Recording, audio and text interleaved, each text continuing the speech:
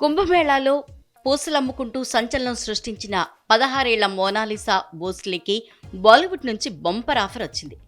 నీలికళ్ల అందంతో మెస్ప్రైజ్ చేస్తున్న మోనాలిసా త్వరలోనే సిల్వర్ స్క్రీన్ పై మెరవబోతోంది. అలా సోషల్ మీడియా క్వీన్ కి బాలీవుడ్ మూవీలో ఛాన్స్ దక్కింది. తాజాగా ఆమె తన తొలి చిత్రానికి సంతకం చేసింది.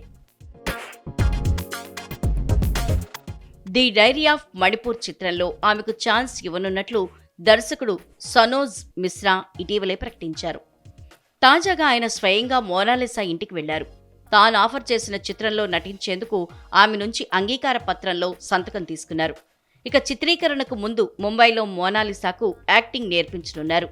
ఈ చిత్రంలో రాజ్ కుమార్ రావు సోదరుడు అమిత్ రావు నటిస్తున్నట్లు టాక్ నడుస్తోంది.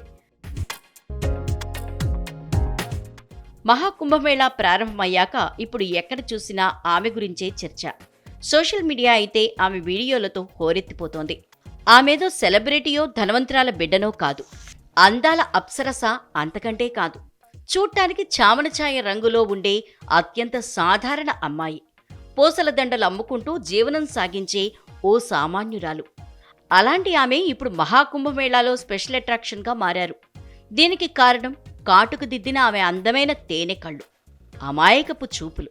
ఇవే ఆమెను సోషల్ మీడియా క్వీన్ని చేశాయి. ఆ క్రేజే ఆమెకు సినిమా ఛాన్స్ వచ్చేలా చేసింది.